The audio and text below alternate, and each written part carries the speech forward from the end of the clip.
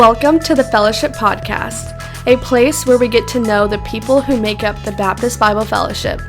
In each episode, we sit down with pastors, missionaries, and ministry leaders from across our fellowship to hear their stories, their ministry journey, and a few lessons they've learned along the way.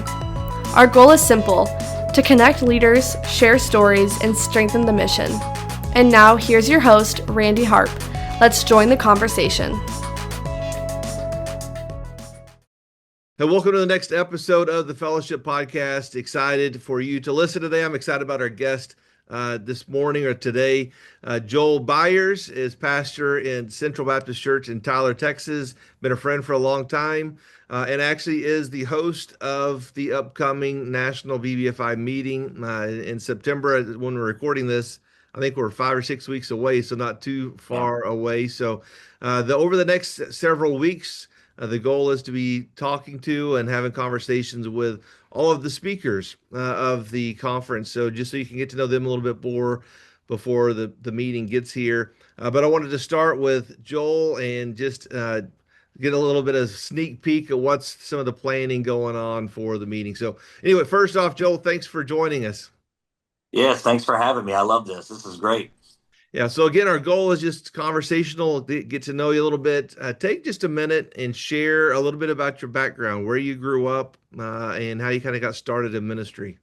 Yeah, so I was actually born in Garden City, Kansas, and then we moved to Midland. My dad was in the medical field, so we moved to Midland, Texas, till I was about 5, and then East Texas has been home for me for the rest of my life. I mean, from 6 years old all the way through graduation, East Texas has been home. I graduated from a little town called White House, Texas, hometown of Patrick Mahomes. Yeah, go Chiefs. And so that's a little fun fact about White House, Texas.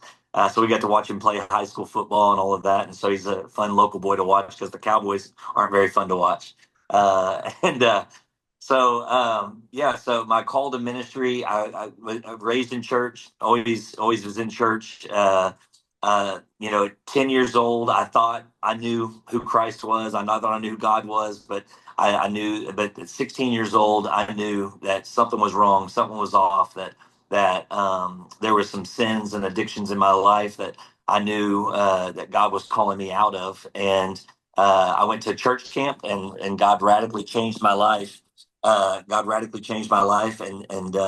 transformed my life at church camp. And so that's why I'm a big proponent of church camps, and still go to church camps with my church and support our students and our student ministry because church camps change lives and transform lives. What camp was that you got saved at? So it was at Sagu, but and don't judge me. It was an Assembly of God camp, and so like that. But they tried to pray the Holy Spirit in me, but I refused on that one. So yeah, that's fun. That's something I learned about you. There you go. Watch out. But it is funny because it's at Sagu where a lot of the camps for BBFI are now, and so it's just kind of good memories and stuff like that. It was a great camp. Yeah. So how far, where you grew up, how far is that away from where you live now? Not too far, right? No, so I live actually where I grew up now. So our house is in White House, Texas. Never thought that we would be back in East Texas area. When you go to Bible college and you feel a calling of the Lord, you feel like God's going to call you to some big city or big town. We went to Kilgore, Texas. That was right outside of Tyler for 5 years with Brother Donnie Beebe. And then God called us back to Tyler. We never thought Tyler was going to be an option for us. We never thought going back to Tyler would be an option, but it's been an amazing time and amazing ministry. So you're talking about us. Talk about your wife. Where did you meet your wife? And kind of got that journey started. Yeah, so me and my wife, we just celebrated 23 years last week. Congratulations. And so I know it's a miracle that she stayed with me for 23 years. But we have a son named Jackson that we adopted from Taiwan. He just turned 13. We just celebrated his 13th birthday Friday. How old was he when you got him from Taiwan? He was 9 months old. We knew him from birth, but it took us 9 months to bring him home. And so we've known him from birth, and then the process took about 9 months to bring him home. Yeah. Yeah. And then my wife, like I said, we met. I got invited by a friend to Central when I was 18. Met her, and then she said she was going off to college, and I said, "Oh, okay, great." And so then we didn't talk for like a year, and then the youth pastor, I was feeling called to ministry, and the youth pastor had graduated from Baptist Bible College, now Mission University, and he had told me about college days, and so we went to college days. And on the way there, they said, "Hey, Pastor Beckham's daughter Amanda is going to be at college days." And I remembered she was beautiful, and I said, "Great, I'm going to try to shoot my shot again." And so at college days, when I was 18, and we went to the college days there, and we hit it off there, and started dating ever since. Went to Baptist Bible College in 2000, 2001. And then because of some health complications with her, we had to come back to Texas. Hmm. And I finished out at a school here in Texas. But we met at Baptist Bible College. Loved our experience there, and loved our building our relationship there. I'll circle back to this a little bit later, but she's Yeah. a great partner in ministry too. She's involved with you Yes. in ministry now at the church. Yes. Yes, she is. Yeah. So she is on our staff. She was doing part-time graphics. Now she's full-time our graphics and communications person. And it works well. I mean, it works well for our team. We just have a really, really good team, but we didn't want to mess up that dynamic of our team. So, I asked all of our team about it, and they were like, absolutely, like Amanda's a no-brainer. And so she works really, really well for our team. Yeah, kind of secret, not a secret, behind the scenes. She's actually the one that designed all the graphics for the Yes. September fellowship meeting coming up. Yes. Yes. Hey, let's go Yes. back a little bit to growing up. Who were some of the early influencers in your life, or maybe not even Yeah. early, but even into college and your Yeah. starting ministry? Who were some of the people that influenced you the most? Yeah, so I mean, first off would be my youth pastor. I think youth pastors are so vital and so important in the church and with those high school and junior high students. And my youth pastor, Brian Olden, just took a huge interest in me and in my future. Discipled me and my wife through marriage counseling and all of those things. Then, marrying into the Beckham family. Pastor Beckham was the pastor there for 35 years at Central. And so just getting to be under his leadership and see how he worked. I got to be the intern for 2 years there. And so they got to sit in staff meetings and see how he led a team, and just been influenced by that. And then in college, Brian Moore was I don't remember what you called him there, but the chaplain or the Right. student development or at Baptist Bible College, MEU. And he had a huge impact on me and Amanda just in our first years of marriage, and gave us some good counseling. And now he's even still having an impact because he's my mentor and my coach through Zoe Coaching. Hey, let's talk about where you are now in Yeah. Central. How long have you been at Central? Where did you serve before Central, and when did you get to Central? Yeah. Yeah, so like I said, when I came out of college, we came back from Baptist Bible College and was looking for school in Texas. But I wanted to serve. I love school, and I believe in education, but I wanted to serve. I wanted to be in the trenches and actually do ministry, not just be in a classroom. And so I'd gone to a Baptist BBFI East Texas meeting with Pastor Beckham, and I met Brother Donnie Beebe there at the meeting, and he was telling Pastor Beckham that he was looking for a youth pastor. And Pastor Beckham said, "Well, hey, my son-in-law, he's going to ETBU over in Marshall. He passes by your church. I think he would be a great fit if you'd want to check him out." I was only 20 years at the time, 20 years old at the time, and so I didn't know if he'd actually really hire me, but he took a chance on a 20-year-old kid, Hmm. and man, it was amazing. It was amazing ministry. We went to the church. There was 5 kids in the youth group, and we built it up to 95 kids, and all brand new salvations, all brand new believers. Got to disciple them. We stayed there for 5.5 years.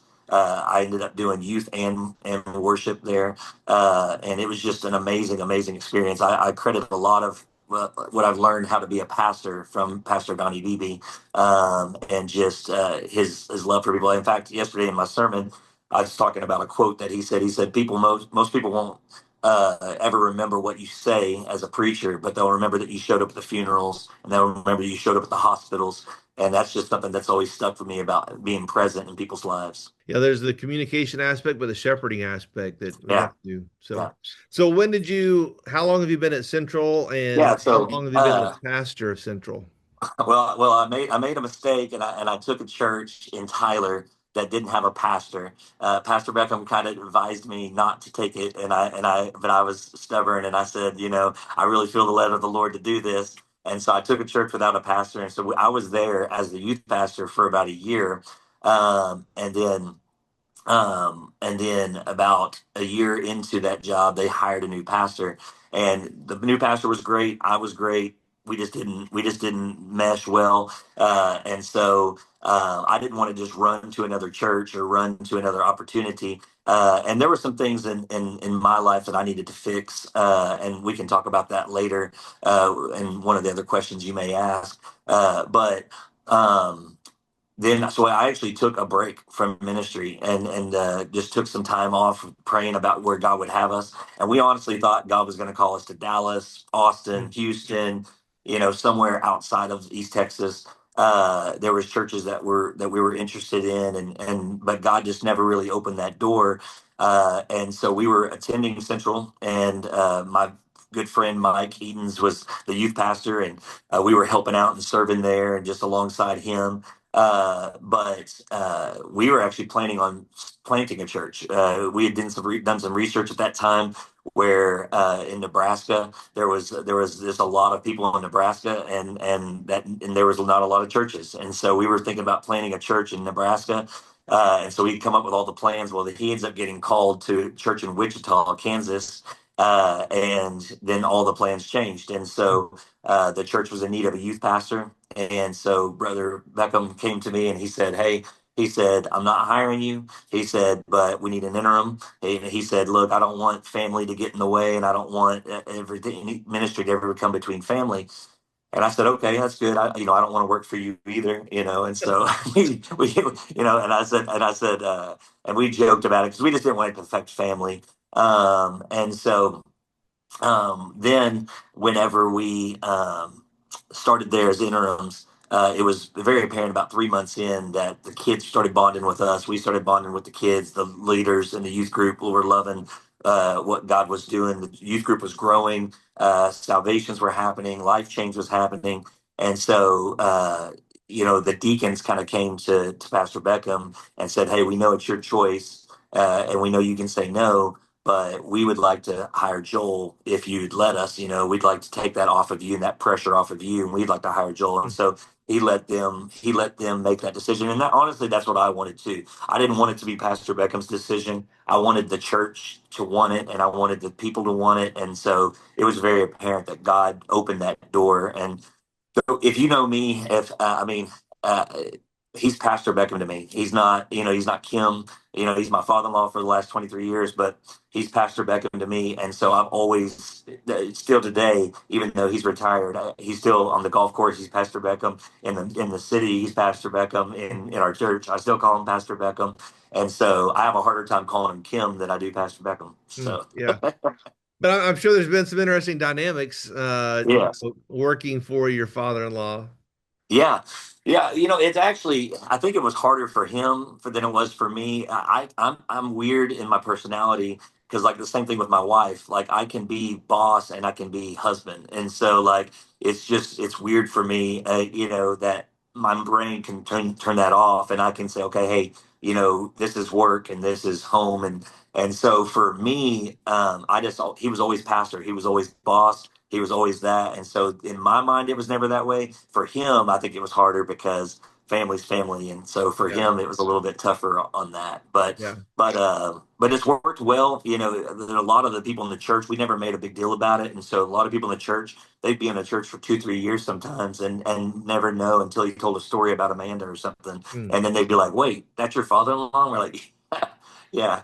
And so, Yeah, I think that's healthy I mean, that way you don't broadcast it or highlight it or yeah, prioritize it to the church. yeah. So Yeah. So, how long were you youth pastor there before Yeah. the transition to being So, senior pastor? so I've been on staff for 14 years. I was youth pastor for 6. I was executive for 4, and then now I've been the lead pastor going on 4 years. It'll be it's about 3.5 years now. It'll be 4 years in April, Yeah. and so it's been great. Like I said, it's just Central is just a special church. There's just and I know every pastor feels that way about their church, but Central just has something special. It's got a rich history, 92 years. You've got leaders that have been through our church like John Rawlings, Brother Pringle, Pastor Beckham for 35 years. And so it's just got a long tenured history of great pastors and great ministry. And it played an integral part, I think, even in the BBFI starting, and we'll Yeah. circle back to that in a minute. But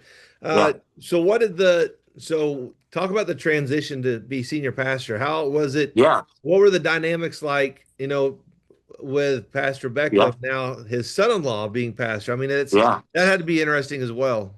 Yeah, so for the church, I think the church knew, kind of saw the writing on the wall of kind of like what was going on, but we didn't really rush it. So whenever he asked me to step out of youth ministry and to step into the executive role, that's when we started the transition. And we did a 4-year transition. And so we didn't let the church know at the time at the 4-year mark, but we let the deacons know that, hey, this was kind of the plan. This was kind of, what we're looking towards the future. And this is kind of, he said Pastor Beckham felt like he had 4 to 5 years left. And so we just started talking about what that would look like, what that transition would look like. And so year one was more just letting the deacons know, kind of, hey, there's a 4-year mark, and we're just kind of going to train Joel to be the next successor if the church would vote that and if the church wanted that. And then year 3, we let the deacons and the staff know, and then I mean, because we roll off deacons, so each year we had to let the new deacons know the plan. So you had to readdress the plan with the new deacons.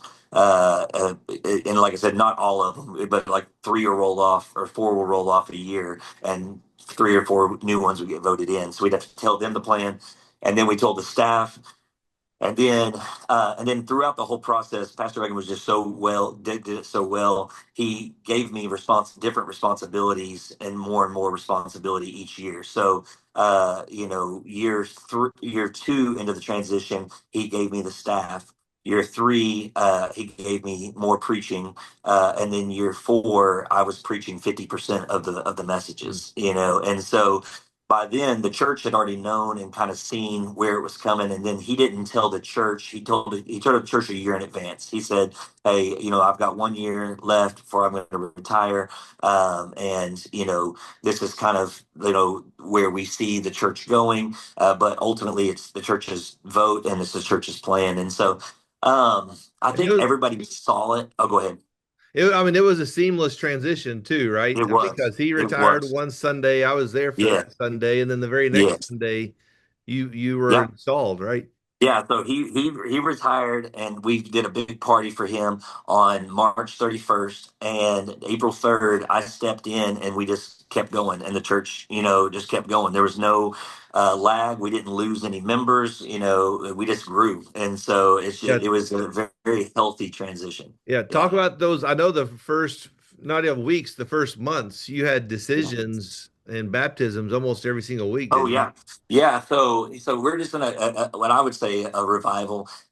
It's just because the church has always been healthy, so it's not like we were in decline ever. But we've just been in this season of revival. I just have an evangelistic heart. So Pastor Beckham was leadership building and discipleship and driven, and that was his gifts and that was his strengths. And so for me, I'm an evangelist at heart, and so I brought in that evangelism aspect of what God's gifted me to do. And so I stepped in the pulpit April 3rd. And since April 3rd till today, we've only had 3 Sundays where we haven't had someone saved, baptized, join the church, or rededicate their life. Wow. And so it's just been an amazing season, and just we're just riding the wave of what God's doing. And so this last Sunday, we had our largest attendance outside of Easter. We had 805. in the service. We had 2 salvations. We had our baptism, and so it's just God just continues to show his favor and his plans, and so we're now gearing towards 2 services in January and working towards that, because we didn't have every parking spot was taken and people were parking in the grass Sunday, so it's a good problem to have. So yeah, every facility has their different bottlenecks. yeah. So is parking Yes. the bottleneck that you guys have?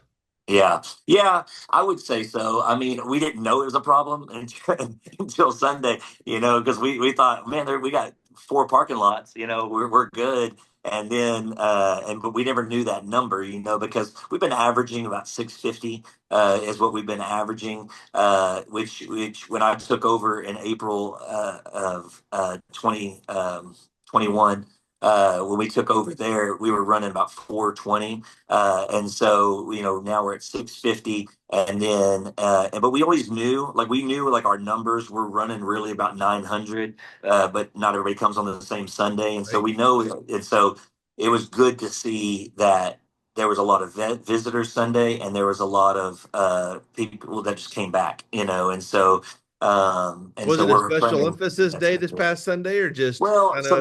there was teacher appreciation, day, but that was about 20. I mean, I met about 20 visitors that were there for teacher appreciation.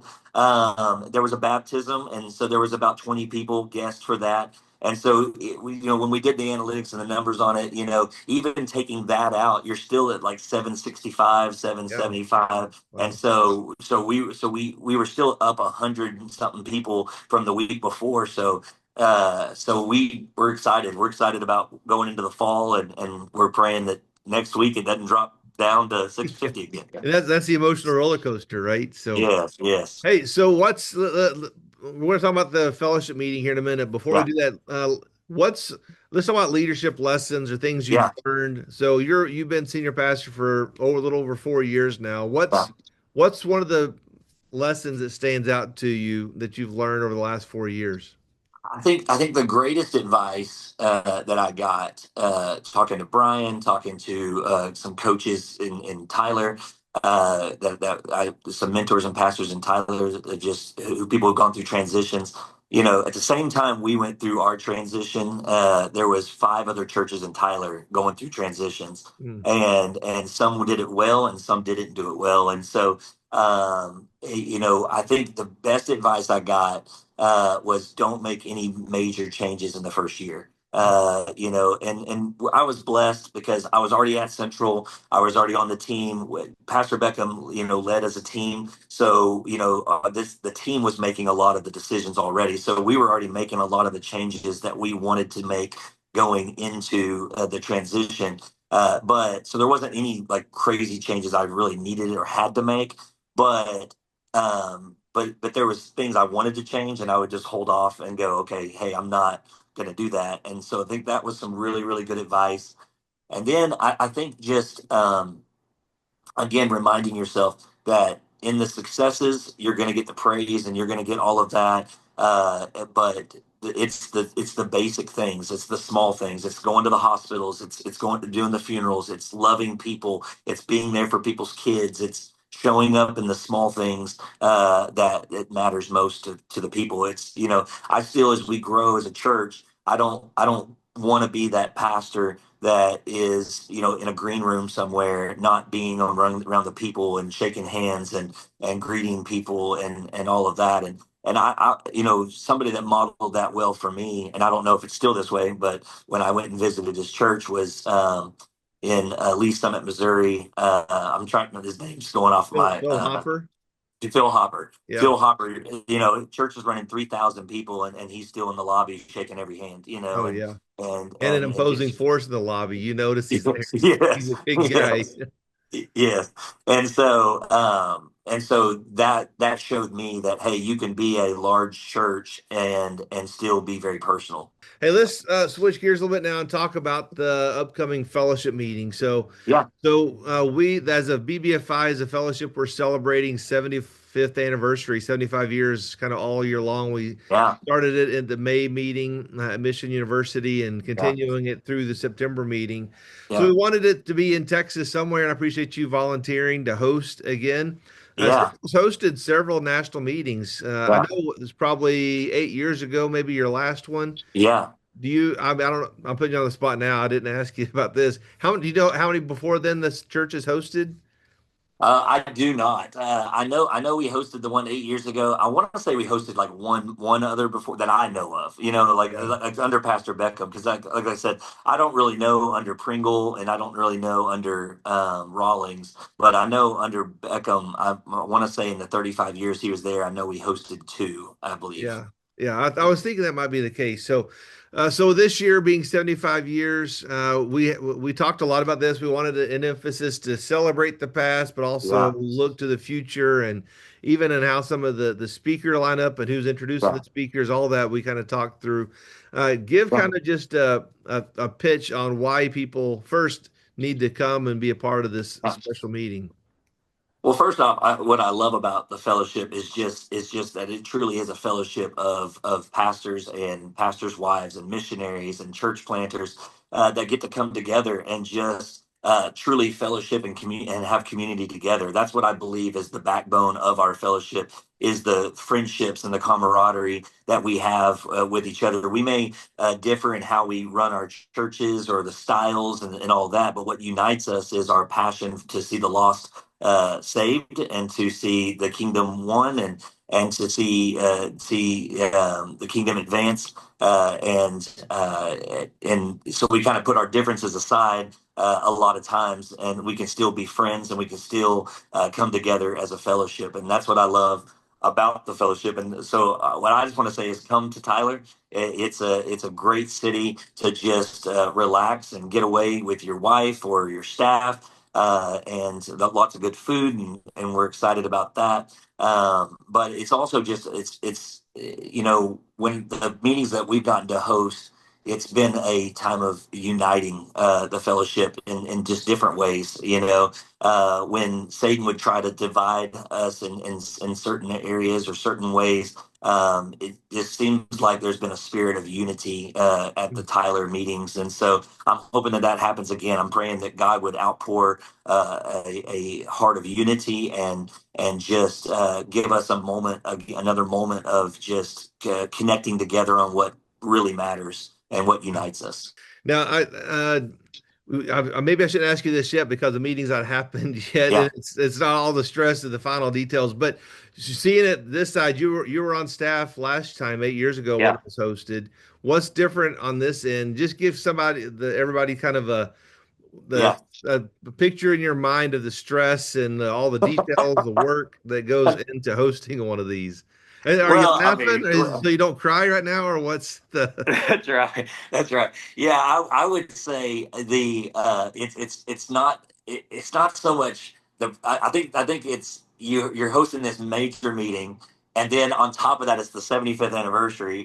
So that's added pressure. So I think it's just the pressure of giving homage to the past. And remembering the legacy of where we've come from, and giving homage to that, but then also saying, "Hey, you know what, but we're moving towards the future too, and we've got." And so I hope that people don't get upset at that, that, Yeah. hey, they didn't spend enough time on either area or whatever, because we definitely want to look to the past and say, hey, we stand on the shoulders of giants who've gone before us and have set the table for us. But also, there's a bright future for the BBF and for these younger pastors coming up too, and the churches that are doing the ministry now, and so we're just excited to celebrate the past, but look forward to the future.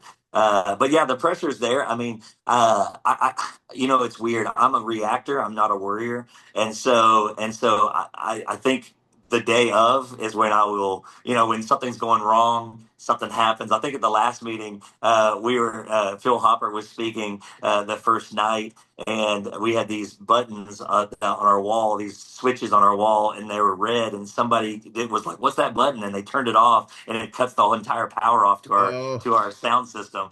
And so Phil Hopper, we couldn't figure out why the sound system just went out. And so things like that are yeah. probably what I worry about is the technical stuff, the speakers, just different things like that you can't control until the moment. So I don't really worry, or I haven't really stressed. We have a great team that steps up and helps a lot. You and your team have helped a lot with John Haley and all of them that have helped a ton to just kind of ease some of that pain. And then and so yeah, I guess you'll see my stress whenever the actual meeting's going, and So what and I've something's not. learned is the big takeaway is for everybody. If you see a red button on the wall, don't push the red That's button. right. Well, we took those switches out after that.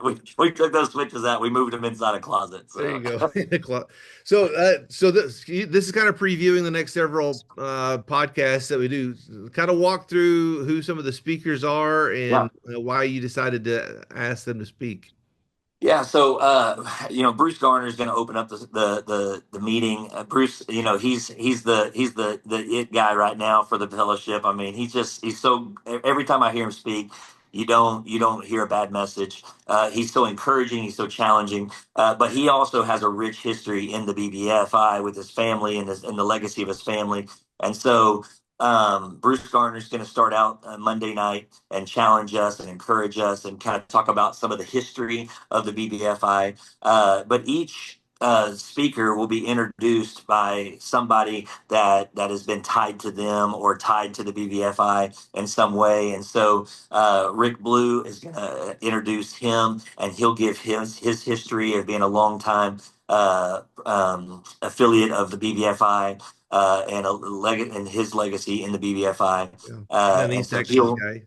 Yes, yeah, and he's a Texas guy, yeah. And so he'll get to introduce Bruce, and then I really fought for some young guys because if we're going to have a future of the BBFI, we have to invest in our young generation. And so the next day, so Brian Moore is going to speak, but also Blake Housley is going to speak, and Blake Housley's a church planter in Nashville. Many of you know him. His father's Phil Housley there at Parkcrest. But I really wanted some young guys on the panel because on the speaking panel because I just think we have to see that there's a future, that there's a future plan, and that there's a future for the BBF. And so Brian Moore's going to give a challenging message that only Brian can give. He's an encourager, and just again, I think I come to these meetings, and what I love about the national meetings is coming to fellowship with my friends and fellow pastors, but to also be encouraged because ministry's tough, and it. I mean, I don't know if I can say sucks, but it sucks sometimes, and it's not always great, Yeah. and things aren't always perfect, and so it's one of those things where. Um, I think pastors come at different seasons and at different times, and they don't always know.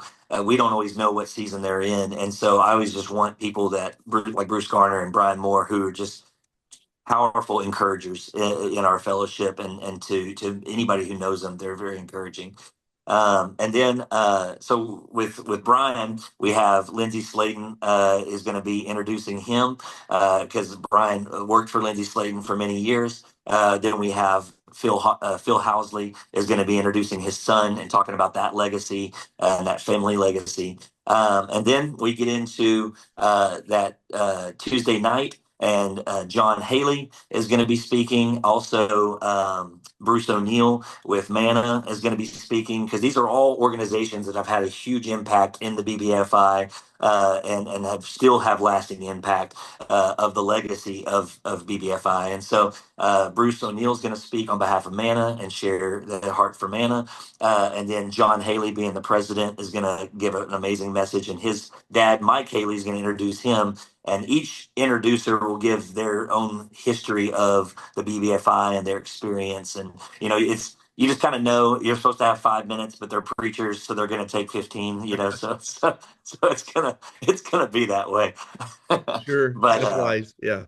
yeah, and then like you said, then you get into church planting hour and missions hour, and they've got some great missionary speakers planned for those, and those are always a great time. And then we end off Wednesday night with a national pastor from Costa Rica that the missions board is bringing in, and it's just going to be amazing. It's going to be an amazing, amazing night. You're not going to want to miss any of the nights, and not any of the events that are going on. And it's just going to be great. I know, just if you're listening to this and you're a missionary or you're a vendor and needing a table, we will have tables. We will have set up, and they will be in the auditorium this time. Last time, 8 years ago, we made the mistake of putting it in the student center, and no one went over there. and so we will That's have. too far to walk is across the parking lot. I mean, I don't even not even Yes, across the parking lot. That's the yes, next building yes. It over. was. It was in a whole different building, and so we're going to take some chairs out on the bottom floor and have them inside. So yeah, Yeah, good. yeah. Before we had pews, so we couldn't move pews. So Yeah, so you got chairs in there now. yeah, yes, Yeah. So we're looking forward to it. Again, thanks for being willing to host the meeting. yeah. And it's going to be a lot of fun as it always is. So lots Well, of we're great excited, Tommy. restaurants to eat at in Tyler. The hotels are good price for a lot, Yes. compared to a lot of other places. So it should be a lot of fun. Hey, let's end this. I call these quick hitters. We're going to Okay. end this way. So I want to just give you two options. You tell me what you prefer out of the two. Okay. All right. All right. Would you rather read a book or watch a movie? Watch a movie for sure. Yeah. I know that's not good leadership, but watch a movie for sure. What's a better vacation, going to the beach or going to the mountains? It's tough, but I would say beach because my wife loves the beach, so it'll There make her you go. happy. Good. That's a good answer. Good answer. What's your favorite season? Summer, fall, winter, spring, I would say spring spring? because it reminds me of new life and fresh starts. I was expecting you to say fall for college or high school football Yeah, in East I, I, Texas. I do. I do love football, so that's actually true. I do love football season. So that I was between fall and spring, but I like the idea of spring just because everything kind of comes back. Like I don't love like we have a beautiful property and we spend a lot of money on landscaping, and during the fall and winter it dies and it just looks like it's all dead. And so I Uh, love when Easter comes and everything comes back to life. but talk about football. How crazy is East Texas high school football? Oh, it's fantastic. I mean, it's like I said, Patrick Mahomes was right there in White House, so we got to watch him all through high school, and he was amazing in high school to watch and fun to watch. But yeah, I mean, it's just yeah. I mean, even if the team's bad, there's 8,000 people in the stands and Yeah. watching, and even at private schools or stands are full, and but yeah, Texas football is just crazy. We love it. Yeah. We love it. I'm excited to get back into it. Talk about sports and football, college sports or professional sports? Professional for me. Although college has gotten a lot more fun to watch, especially like Texas and Ohio State playing the first game out. That's kind of crazy. Yeah. Yeah, That's that kind of first weekend of college football this year, there's all kinds of good games. yeah, yeah. Uh, are you a morning person or a night owl? I'm both. It's kind of weird. So between 2 a.m. and 5 a.m. is my work is my deep sleep time. But anytime between that, other than that, I'm pretty good. Really? So how much do Yeah. you average sleep in a night? Uh, I would say average 5 to 6 hours. Really? Yeah. Yeah, yeah. Like I wake up at 3 a.m. a lot. Like I'll go to bed about midnight, wake up at 3, and then I can't go back to sleep for about an hour, and then I sleep till about 6 or so. So Wow. yeah. Um, yeah, I don't know how to comprehend that. I didn't My think I wife doesn't slept a either. whole lot. My wife requires 12 hours of sleep, so she makes up my sleep for me. Uh, that's why she gets the beauty sleep. That explains what. Well, never mind. I won't go there. What happened to you? What's a better dessert, cake or pie? Ooh, cake for me. I like cheesecake, but I don't like pie. Okay. So yeah. What's more relaxing, spending an afternoon on the lake fishing or on the golf course? Golf course, even though it's not relaxing because I'm terrible at golf, and so there's times I want to throw my clubs, but then I got to remember I'm a pastor. Yeah, yeah. Better pet, dog or cat? Dog. Although I Uh, like both, we have both, and I grew up with cats, but dog for sure now. would you rather cook at home or eat out at a restaurant? We eat out every meal. We don't cook at home. Like if we do cook at home, it's just like quick things like like frozen foods or something like that. Yeah. But yeah, we eat out. My wife, she just ever since we've been married, we've always eaten out. So I worked at MCI when I was at BBC, and so I made a lot of money at MCI, and so we formed bad habits of eating out, and so we eat out. We ate out for every meal then, and we Wow. just continued that on. So That's wild. I've never heard somebody eat out every night yeah. or almost Yeah, every so night. yeah, so I mean, when you like I said, we'll get tired of eating out because everything gets the same, and so we will eat at home. But like I said, it'll be like things we'd eat in college. Like it's like we call them ghetto nights, and so it's like ramen noodles or pizza rolls Yeah, or mac and something like cheese. something just quick and easy. Yeah, something quick and easy to put in the oven and stuff like that. And that's just when we just get tired of fast food or get tired of restaurants and So stuff if like that. anybody needs to know what restaurants to eat at the meeting, Yes, you can tell them where to go I eat. will. I will tell them for sure. Uh, would you rather study in a coffee shop around people or in a quiet office on your own? Uh, I would say if I'm studying, I'd study quiet because I'm a social person, so I would end up talking the entire time and never studying. So so so yeah, when I'm writing my messages and stuff like that at the office, I have to close my door and that's when my door's closed. People kind of our staff just knows that okay, he's working on something. He doesn't want to talk because Yeah, most of the time I wanted to talk to everybody. So. yeah. All right, if you had one meal to eat the rest of your life, would it be pizza or tacos? Tacos. Yeah, I like pizza, but 15 years of youth ministry got me tired of You of, get your of pizza. fill. Yeah. Anything besides tacos? What's your go-to meal? What's your go-to if you um, got to eat your restaurant? What's your go-to your meal? so being in Springfield, there were so many hibachi places that I love hibachi. So if when I'm in Springfield, we always go to Hanode or Nakados, and so in Tyler we have three or four hibachi places. So I would say hibachi is probably my go-to. Yeah.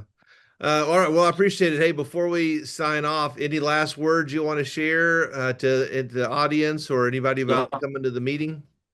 Yeah, I just want to encourage you to come. Like if you're thinking about it, you're on the fence about it, just make the decision to come.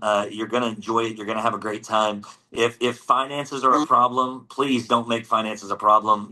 We can help you with some hotels. We can help you with gas. We can help you with expenses. And so like we want you to be there, and especially if you're a pastor that you're in a season where you need fellowship right now, you need community, and you need to be around people. We want to we want to make it easy for you to get there. So please don't make finances or excuses a reason why you don't come. Be there, come. We want you here in Tyler. We're better together, and we say that a lot in the fellowship, but we truly are better together, and we need each other. Yeah. Hey, great word. Joel, thanks again for taking the time to do this podcast and everybody listening. Hey, thanks for tuning in.